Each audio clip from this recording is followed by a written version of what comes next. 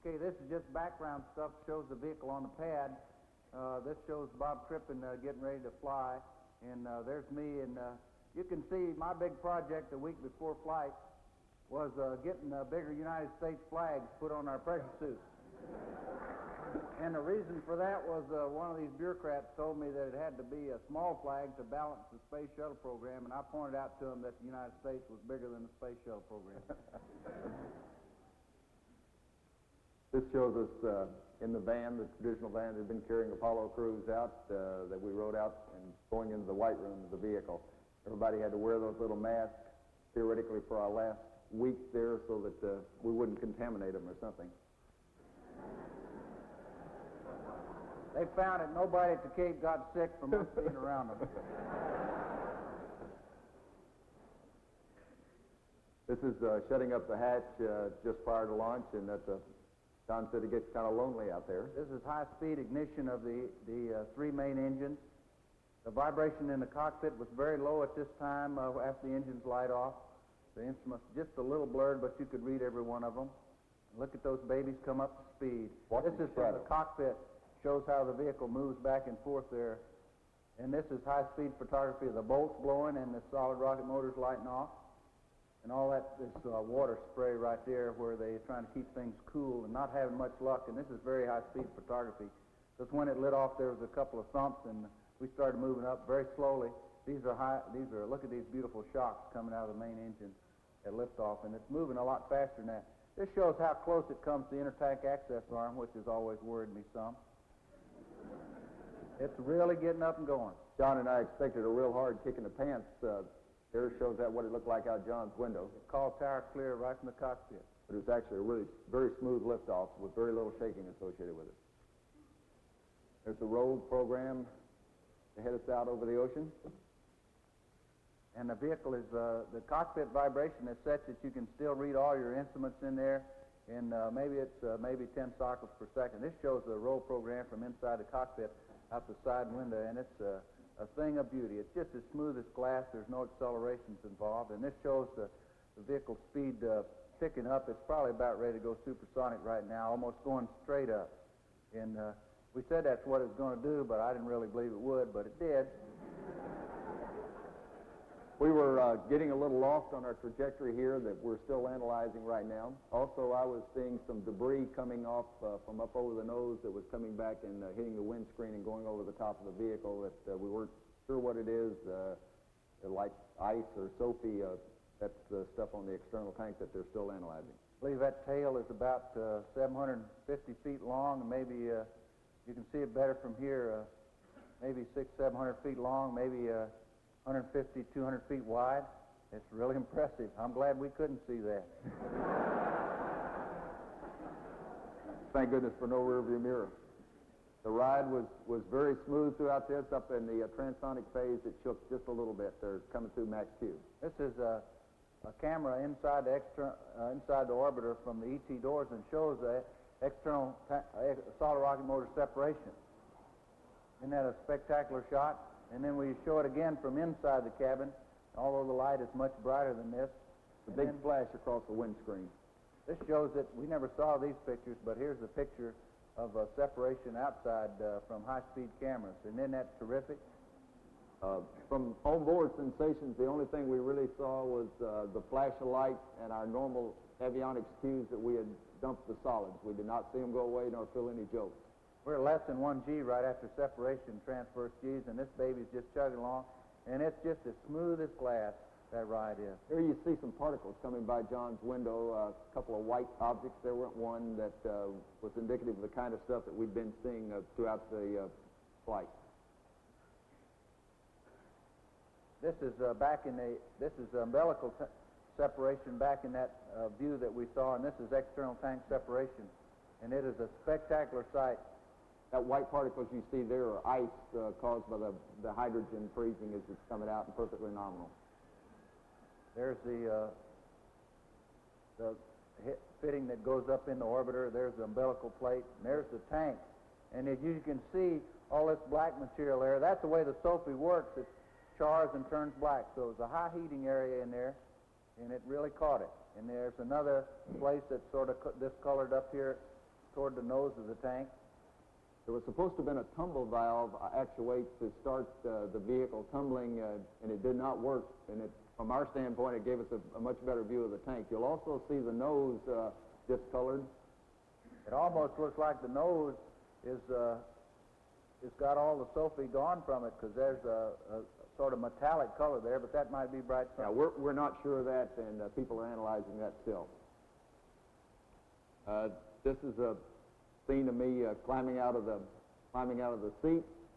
All of the operations associated with the suit and the seat while you're in zero-G are much easier to handle than it is down here on Earth. I'm just stuffing the helmet in a little bag along with the gloves so that we can tuck them away. There's quite a few connections associated with that suit, but it's no real problem to handle it all in zero-G.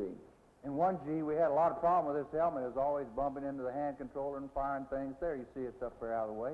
We finally got it right. That floats nicely. I'm not going to tell you this picture was made right after we got into orbit, because I don't think either one of us is that gutty, but we made it later on and then ran it backward. Actually, we did a suiting exercise while we were on orbit just to make sure that we could get in the suits and get back in the seats with no problem, and that's when we filmed it. This is two TV cameras muxed together, one on the left and one on the right, shows the initial payload bay door opening. All of that went nice and smooth. You'll notice the OMS pod coming into view right here. This is the first time we saw some tiles missing off of the OMS pod. You notice the door kind of hesitates when it opens, too. It did this in a fixture on the ground, and they told us, well, that was due to the fixture. That's the way the door really works.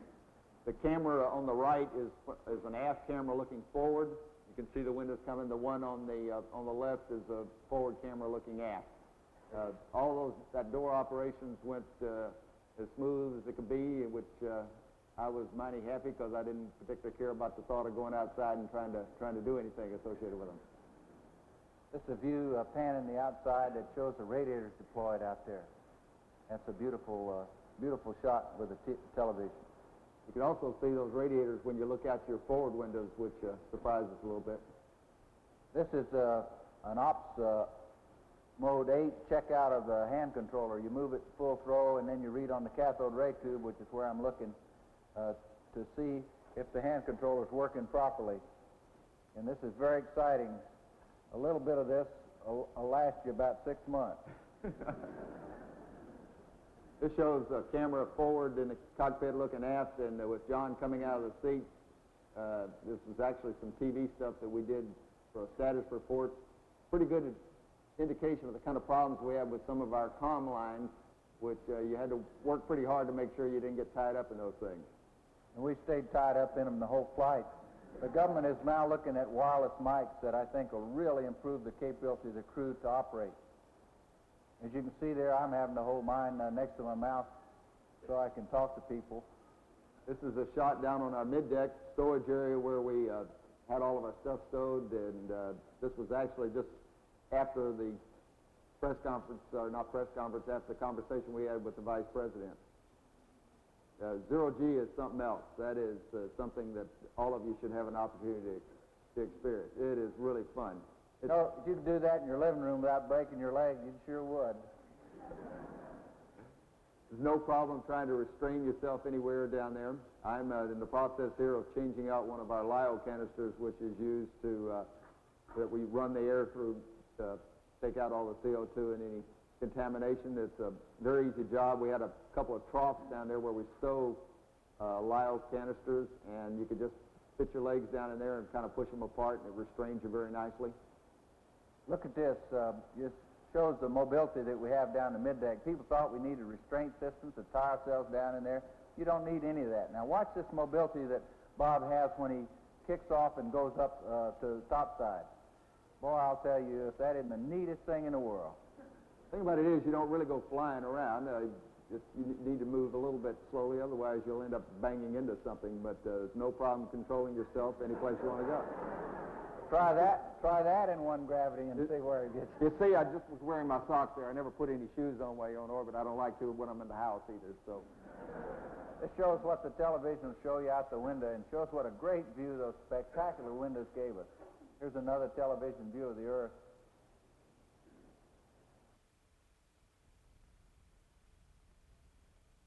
Now we're coming up to the reason I was glad I was flying with a guy like John that's got all the experience. We're getting ready to come home, and sitting beside a man that knows space testing like he does made you feel mighty good.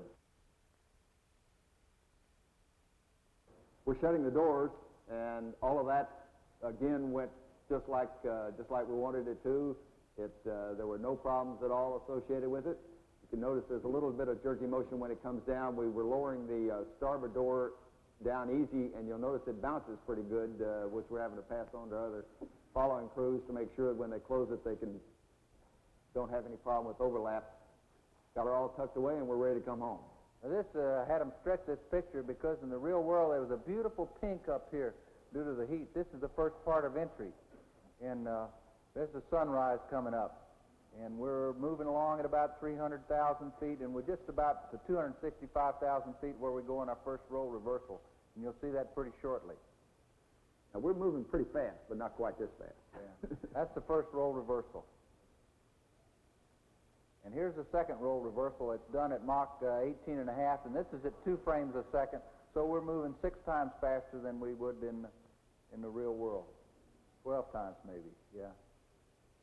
Mach 18 and a half, and you really see those clouds go by even in the real world, but it's not quite this fast. You certainly. The next roll reversal is at Mach 9.8. There it goes. We did the roll reversal a little bit slower than that, too. Yeah. And here we come back at the 4.8 roll reversal, and that's Bakersfield out there. Coming across the hatch key in the Sierras. And the vehicle sort of rolls wings level, and this is about at 80,000 feet, and then we went to real-time photography, which is only twice as fast as happens in the real world, and as you can see, everything is slowed down quite a bit. We're pretty high right now, maybe 75, 80,000 feet, coming across the lake bed areas that we told you all about. There's China Lake up in that area, up in there, and you can see it out the left window. There's Cuddy back there, Pork Chop Lake coming into view at the top. Right at the top. We're coming out to swing around the heading alignment circle, and it sure is a beautiful view. Looking out that window, you can see everything you need to see. There was just no doubt in our minds that we knew exactly where we were in the flight, even by comparing what we had on our normal ground track with what we're seeing on the instrument. There are 3 sisters up there. The ride-in up to this point had been nice and smooth, and the vehicle controls really tight. It's a nice handling space. Chase plane joint up there. And we're getting ready to go in the turn around what we call our heading alignment circle. That's the Mojave River, which is mainly a dry lake bed, or dry river bed out there. John is driving the vehicle at this point in time, and it really handled nice. We were right down the middle of the corridor all the way. The remarkable thing about the space shuttle is it's all electric, and when you move the wings somewhere, they stay there. You put the nose somewhere, and it stays there. It's just an admirable handling vehicle. You couldn't ask for anything as responsive, and as for this kind of a job, it does it exactly like you want it to. Couldn't have ordered a better day for coming back in. We could have navigated visually all the way from when we hit the coast, which was just a little less than Mach 7 up south of the San Francisco area, all the way down to the San Joaquin Valley to the Edwards. It was no problem knowing where you were at any time. There's the highway north of Edwards there, and you swing across the lake bed, and it's kind of hard to see at first in these films, but there's the old aim point right there. We're starting to come down the glide slope there. The runway's still hard to see there. We have some aim lights that give you an indication of what your glide slope is out there that we refer to as PAPI lights. We also had locked onto a microwave landing system, and all of those ended up agreeing right on as to where we were, no doubt whatsoever. Here's our old chase plane. He's flying back and forth across the bottom of the vehicle, taking pictures to see if there's any tile damage that would not show up. You know, they thought they might get some from the rocks and everything on the desert floor, so he's covering that right now. And chase plane did a real terrific job. The vehicle is very easy to control in this flight regime. We're about into pre-flare right now. And I was flying about 285 knots at this point. We're like about a 20-degree glide slope. Everything was just as smooth as could be. We're going into pre-flare, and this is how it looks out the window. You may be able to see 2 or 3 of those lights. 2 white lights is what we're looking for. There are 2 there. We start our pull-up now, and there'll be 3. You'll see the 3rd one come on. So we're on a 20-degree glide slope to pre-flare, which means we can only land right down here at the touchdown point. Here's the wheels coming down. The wheels really snap down fast. They're much faster than what I anticipated them. And there's a couple of big black marks you'll see coming up here pretty soon. There they are. That's the touchdown point, and here we go, boy. What a machine. It didn't know about that. Supposed to land on the touchdown point. But actually,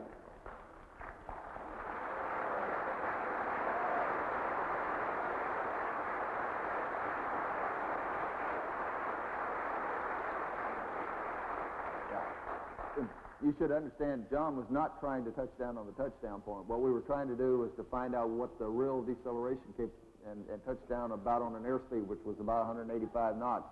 And all of the ALT flights and this one ended up landing long, which looks to us like we have a little bit more lift capability than what had been predicted. And we rolled right up here so Kennedy Space Center's recovery team could get a hold of us and hook the coolant up as fast as possible. We rolled into the runway intersection. We did that on purpose, so we hardly used any brakes on this rollout, and there's the vehicle sitting, and she is a beauty. That's, believe it or not, the weight of that vehicle right there is about right around 99 tons. I keep reading where it's 150,000 pounds or 80 tons, but that one right there is 99 tons.